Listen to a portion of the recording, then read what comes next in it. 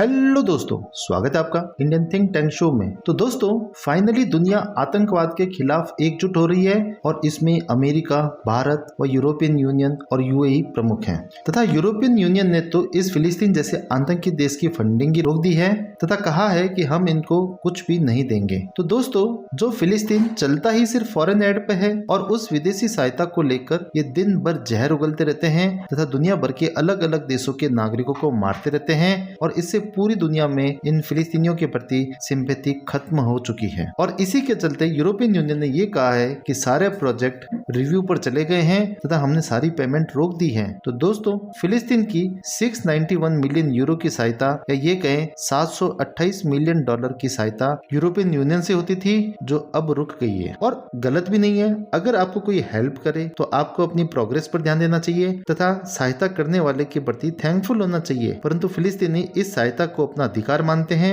और इसी पैसे से हथियार खरीदकर आतंकवादी हमले करते हैं तथा लोगों को मारते हैं। इसलिए ये सहायता रुकनी ही चाहिए। और अब अमेरिका ने भी इजराइल को खुला समर्थन दे दिया है और जब इजराइल गाजा स्ट्रिप पर हमला करने जा रहा है तो उसको कई पड़ोसी देशों ने ये कहा है कि उस दिशा में हम सब मिलकर इजराइल पर हमला करेंगे। तब अमेरिका को भी इजराइल के बचाव में पूरी तरह से उतरना पड़ा है, जिससे इजराइल जब अपने दुश्मनों को निपटाएगा तो वह आराम से उन्हें निपटा लेगा और कोई भी देश बीच में नहीं आएगा। इसीलिए अमेरिका ने अपना युद्धपोत भेज दिया है। और ये युद्धपोत कोई छोटा मोटा नहीं है, ये चलती फिरती मौत है जिसका सामना कोई भी देश नहीं करना चाहेगा। भारत के युद्धपोतों से भी 2-3 गुना बड़ा युद्धपोत है। इसी से आप अंदाजा लगा लीजिए ये कितना खतरनाक है। और इस अमेरिकी युद्धपोत के रहते हुए वहां पर किसी भी देश की हिम्मत नहीं होगी कि वह इजराइल पर हमला करने की सोच ले। और इसी दौरान इजराइल इन फिलिस्तीन आतंकवादियों को चुन चुन कर मारेगा। और अब इजराइल ने गाजा पट्टी को पूरी तरह से ब्लॉक कर दिया है तथा जमीनी हमले की चेतावनी दी है। इजराइल के प्रधानमंत्री ने ये कहा है कि ये जंग हम पर थोपी गई है, इसे हमने स्टार्ट नहीं किया है, लेकिन इजराइल इस जंग को खत्म जरूर करेगा।